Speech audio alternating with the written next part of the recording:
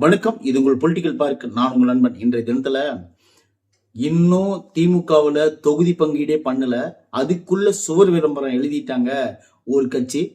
அதை இவருக்கு சீட்டு கொடுக்குறாங்களா இல்லையான்னு முடிவாகல. அதுக்குள்ள ஒரு பெரிய ஒரு தலைவரோட ஒரு பையன் இந்த தேர்தலில் நான் நிக்க போறேன்னு சொல்லிட்டு சுவர் விளம்பரம் எழுதிட்டாரு. அதை பத்தி முதல்ல பார்ப்போம். அடுத்த பாத்தீங்கன்னா அமமுக சீட்டு கொடுக்கறதுக்கு யாருடைய தெய்வம் எங்களுக்கு தேவையில்லை, ஆல்ரெடி எங்களை எல்லாம் பார்த்தாவே கொடுத்துருவாங்க அப்படின்னு சொல்லிட்டு ஒருத்தர் சொல்லியிருக்காரு. அதை பத்தி நம்ம இந்த வீடியோவில் பார்ப்போம். அடுத்த பாத்தீங்கன்னா மக்கள் ஓட்டு போட்டு தான் அவர் முதலமைச்சர் ஆனாரா அப்படின்னு சொல்லிட்டு ஏளனமா நக்கலா ஒருத்தர் பேசியிருக்காரு. அதை பத்தி நம்ம பார்ப்போம். அடுத்தது பாத்தீங்கன்னா அதாவது திமுகவில் நாங்க குறைஞ்சபட்சம் டபுள் டிஜிட்டல்ல நம்பர் கேட்டிருக்கோம். அது கண்டிப்பா கிடைக்கும், இல்லைன்னா ஆக்ஷன் வேற மாதிரி இருக்கும் அப்படிங்கிற மாதிரி ஒருத்தர் பேசியிருக்காரு. அதை பத்தி பார்ப்போம். அடுத்து பாத்தீங்கன்னா கண்டிப்பா நாங்க ஆட்சியில பங்கு கேட்போம். நாங்க என்ன கட்சி தர்மத்துக்காக நடத்திக்கிட்டு இருக்கிறோம், சும்மா அப்படியெல்லாம் எங்ககிட்ட பேசிட்டு இருக்க கூடாது, தேவையில்லாம நாங்க ஆட்சியில கண்டிப்பா பங்கு கேட்போம்னு சொல்லிட்டு ஒருத்தர் சொல்லியிருக்காரு. அதை பத்தி பார்ப்போம். அதிமுகவுக்கும் திமுகவும் தான் போட்டி. இந்த சசிகலா ராமதாஸ் எல்லாம் 1% கூட நாங்க யோசிக்கிறதே கிடையாது, மற்ற யாரும் எங்களுக்கு போட்டியும் கிடையாது அப்படின்னு சொல்லிட்டு ஒருத்தர் சொல்லியிருக்காரு, ஒரு அமைச்சர். பார்க்கலாம் அதை பத்தியும். அடுத்த பாத்தீங்கன்னா எங்க கூட்டணி தான் மிகப்பெரிய ஒரு பலமான கூட்டணி, நாங்க தான் கண்டிப்பா இந்த தேர்தலில் ஜெயிக்க போறோம் அப்படின்னு சொல்லிட்டு ஒரு கட்சி சொல்லியிருக்கு. அதை பத்தி நம்ம விலாவரியா இந்த வீடியோல பார்ப்போம். சரி, ஓகே. முதல்ல நம்ம எதை பார்க்க போறோம்னு பாத்தீங்கன்னா, ஒரு வேட்பாளர் தன்னை அறிமுகமே பண்ணல, அது தொகுதியே இன்னும் பிரிக்கல, அதுக்குள்ள வேட்பாளர் பேரை சுவர் விளம்பரத்துல எழுதிட்டார். யாருன்னு பாத்தீங்கன்னா ஓசி பஸ் அப்படின்னு சொன்ன பொன்முடி அவர்களுடைய பையன் தான் என்ன எழுதிக்காருன்னு பாத்தீங்கன்னா, வெற்றி வேட்பாளர் பொன் கௌதம சிகாமணி வெற்றி வேட்பாளர், திமுக வேட்பாளர்னு எழுதி சுவர் விளம்பரம் பண்ணிட்டாரு. இன்னும் அவருக்கு தொகுதி கொடுக்குறேன், சீட்டு கொடுக்குறேன்னு சொல்லவே இல்லை. ஆனா அவர் அவர் வேலையை செஞ்சுக்கிட்டு இருக்காரு. இது ஒரு பேசுபடுமணியான ஒரு பொருளா இன்னைக்கு மாறி இருக்கு. ஏன்னு கேட்டீங்கன்னா, ஐயா பொன்முடி கொடுக்கறதா பையனுக்கு கொடுக்கறதான்னு சொல்லிட்டு ஒரு நிலை போயிட்டு இருக்கும்போது, இப்ப இவங்க என்ன பண்றாங்கன்னு பாத்தீங்கன்னா, சுவர் விளம்பரத்தை எழுதி தர்றாங்க, நம்மளுக்கு தான் சீட்டு கிடைக்கும் அப்படிங்கிற மாதிரி இவங்களே எழுதி தள்ளுறாங்க. தள்ளன வெற்றி வேட்பாளர் அப்படிங்கிற இடத்த மட்டும் பெயிண்ட் பண்ணி அடிச்சிட்டாங்க. மற்றபடி இவருடைய பேர் பொன் கௌதம சிகாமணி அப்படின்னு எழுதி திமுக வேட்பாளர்னு எழுதிக்கிட்டார். ஆனா என்ன சீட்டு கொடுத்த பாடல, கொடுத்துருவாங்க அப்படிங்கிற ஒரு நம்பிக்கையில் தான் எழுதிட்டு இருக்காரு அப்படின்னு சொல்லப்படுது.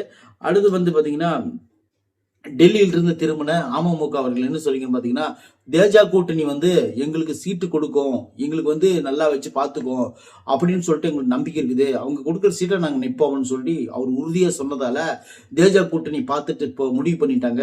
சரி, டிடிவி அவருக்கு 14 தொகுதிகளை தூக்கி கொடுத்துருங்க, பொழைச்சிட்டு போங்க அப்படின்னு சொல்லிட்டு 14 தொகுதிகளை தூக்கி டிடிவி அண்ணனுக்கு குக்கர் சின்னத்தில் நில்லுங்கன்னு சொல்லி கொடுத்துட்டாங்க. அதுவே டிடிவி அண்ணனுக்கு உண்மையிலே தலைமையில ஒரு பெரிய ஐஸ் மலையை வச்ச மாதிரி ரொம்ப சந்தோஷத்துல இருக்காரு அப்படின்னு சொல்லப்படுது. ஏன்னு கேட்டீங்கன்னா, அவர் உண்மையிலே நல்ல மனுஷருங்க, அவரு நல்லதான் நடக்கும் அப்படின்னு நம்ம நினைச்சுக்குவோம். சரி, அடுத்தது பாத்தீங்கன்னா ஓபிஎஸ் அவர்கள் நேற்று மேடையில பேசும்போது என்ன சொல்லிக்காருன்னு பாத்தீங்கன்னா, மக்கள் ஓட்டு போட்டு தான் அவர் முதலமைச்சர் ஆனாரா? மக்கள் ஓட்டு போட்டு எத்தனை பேர் முதலமைச்சர் ஆயிருக்காங்க? மக்கள் ஓட்டு போடாமலே முதலமைச்சர் ஆகி அந்த ஓட்டு போடாம முதலமைச்சர் ஆனவர் இன்னைக்கு மறுபடியும் மக்கள் ஓட்டு போட்டுருவாங்கன்னு எந்த அடிப்படையில் நிக்கிறாரு?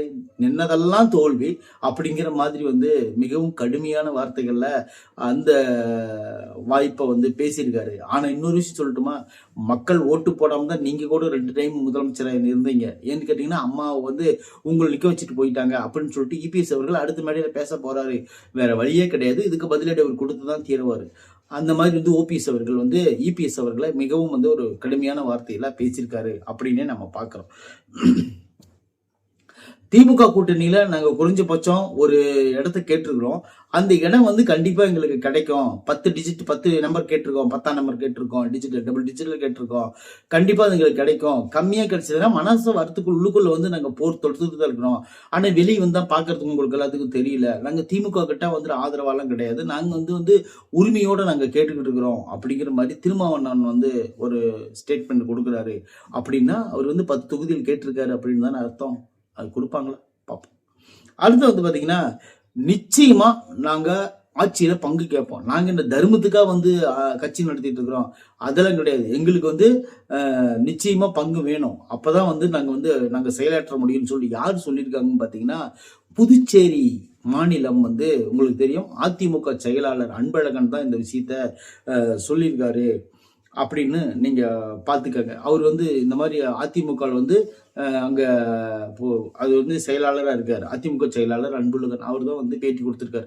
நாங்கெல்லாம் வந்து சும்மா வந்து தர்மத்துக்கெல்லாம் கட்சி நடத்தலை, எங்களுக்கு வந்து புதுச்சேரியிலும் எங்களுக்கு ஆட்சியில பங்கு வேணும் அப்படின்னு சொல்லிட்டு பாரதிய ஜனதா பாஜகவோட நாங்கள் வந்து போராடுவோம் அப்படின்னு சொல்லிட்டு சொல்லியிருக்காரு அப்படிங்கிறது குறிப்பிடத்தக்கது. அடுத்த வந்து பாத்தீங்கன்னா அதிமுகவுக்கும் திமுகவுக்கும் தான் போட்டியே. இந்த சசிகலாவாகட்டும் ராமதாஸ் ஐயா ஆகட்டும் 2 பேரும் வந்து எங்களுக்கெல்லாம் 1% கூட எங்களுக்கு கவலையும் கிடையாது, எங்களுக்கு வந்து வருத்தமும் கிடையாது. அவங்க கட்சி ஆரம்பிச்சுட்டு போறாங்க, அவங்க ஜெயிச்சுட்டு போறாங்க, ஜெயிக்க மாட்டாங்க இருந்தாலும் சொல்றேன் அப்படிங்கிற மாதிரி வந்து ராஜன் செல்லப்பா வந்து கிட்டத்தட்ட வந்து பாத்தீங்கன்னா ஒரு ஏடிஎம்கே காரரு அவர் வந்து ரொம்ப தத்ரூபமா சொல்லிட்டார். ஐயா ராமதாஸ் ஐயாவோ அண்டு சசிகலாமாவோ 2 பேரும் கட்சி ஆரம்பிச்சதுனால எங்களுக்கு ஒரு பாதிப்பும் கிடையாது, 1% கூட அவங்களை பத்தி நான் நினைக்கிறதே கிடையாது, நாங்கெல்லாம் யாருமே அவங்களை நினைக்கிறதே கிடையாது, எங்கேயோ போங்க அப்படின்னு சொல்லிட்டு நாங்க முடிவு எடுத்துட்டோம் அப்படிங்கிற மாதிரி அவர் சொல்லியிருக்காரு. யாரு? ராஜன் செல்லப்பா, அவர் ஏடிஎம்கே காரரு. அடுத்த வந்து பாத்தீங்கன்னா அதாவது தேசிய கூட்டணி, இந்த ஜேஜா கூட்டணி வந்து என்டிஏ கூட்டணி கண்டிப்பா வந்து தமிழ்நாட்டில் ஒரு பெரிய அலையை உருவாக்கும். இதுல ஆட்சி அமைக்க போறது என்டிஏ கூட்டணி தான், பிஜேபி தான் தமிழ்நாட்டை, ஏடிஎம்கே தான் தமிழ்நாட்டை ஆளும், இதுல எந்த மாற்றமும் கிடையாதுன்னு சொல்லிட்டு உறுதிப்பட சொல்லியிருக்காரு எல் முருகன் அவர்கள். அவர் வந்து முன்னாள் பிஜேபியோட நம்ம தமிழ்நாட்டு தலைவர். அவர் வந்து இன்னைக்கு வந்து சொல்லியிருக்காரு, இது வாய்ப்பே கிடையாது, பிஜேபி தான் தமிழ்நாட்டை ஆளும், வேற வழியே கிடையாது, அப்புறம் உங்களுக்கெல்லாம் அதுதான் முடிவுன்னு சொல்லிட்டு ஓப்பன் ஸ்டேட்மெண்டாவே இன்னைக்கு கொடுத்துட்டு போயிருக்காரு அப்படிங்கிறத நம்ம இந்த வீடியோக்குள்ள பார்ப்போம். சரி, எது நடந்தாலும் சரி, ரொம்ப சந்தோஷமான விஷயம் நடந்தா ரொம்ப சந்தோஷம். இன்னொரு விஷயம் பாத்தீங்கன்னா, திமுக இன்னும் கூட்டணிகளே இழுப்பறியில் இருக்கும்போது ஏடிஎம்கே கூட்டணிகளை கம்ப்ளீட் பண்ணிட்டு வந்துட்டாரு. ஒரே ஒரு நாள் வந்து ரெண்டே டைம் மட்டும் டெல்லி போயிட்டு வந்தா ஐயா எடப்பாடி அவர்கள் போனாரு, கூட்டணி பேசினாரு அப்படின்ட்டு வந்துட்டாரு. ஐயா ஸ்டாலின் அவர்கள் ஒரு ரியாக்ஷன் பண்ணாருல அப்படின்னாருல, அந்த ரியாக்ஷனை முடிச்சுட்டு வந்தார். ஏன்னு கேட்டீங்கன்னா இழுப்பறியா கிடையவே கிடையாது. ஏடிஎம்கள் வந்து எல்லாருமே சொன்னா கேட்டுக்கிறானுங்க. சொன்னா எப்பா 5 தொகுதிப்பா ஓகே, 1 தொகுதிப்பா ஓகே, 2 தொகுதிப்பா ஓகே, அவ்வளவுதான் வேலை முடிஞ்சு போச்சு. இவங்க வந்து சும்மா 10 தொகுதி கூட, 5 தொகுதி கூட, 7 தொகுதி கூடன்னு சொல்லி கேட்கற ஆளுங்க அவன் கிடையவே கிடையாது. எத்தனை தொகுதி? 7, 6, 5, 12, 10 அப்படி உனக்கு எத்தனை தொகுதியில் நிக்கிற?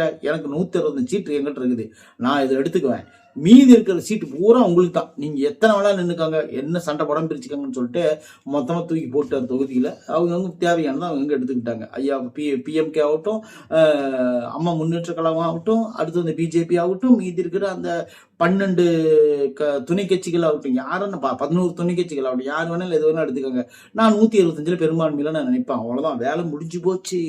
இன்னும் அந்த பக்கம் வந்து பேசவே இல்லை. அதனால ஐயா அவர்கள் வந்து தொகுதி பங்கீடு சுகமோகம் முடிச்சதுனால நான் ரொம்ப சந்தோஷத்துல இருக்கிறேன். நீங்க என்ன கேள்வி வேணாலும் என்ன கேளுங்கன்னு சொல்லிட்டு ஐயா அவர்கள் இபிஎஸ் அவர்கள் பேட்டி கொடுத்து நீங்க எல்லாம் பார்த்துட்டு தான் இருந்தீங்க. சரி, ஓகே, அதெல்லாம் இருக்கட்டும். இந்த விஷயங்களை இன்னையோட முடிச்சிருவோம். மீண்டும் வந்து உங்களுக்கு ஏதோ ஒரு தகவல் வந்தா நான் அப்பப்போ எடுத்து போடுறேன். நம்ம வீடியோவும் கொஞ்சம் பாருங்க. நன்றி, வணக்கம்.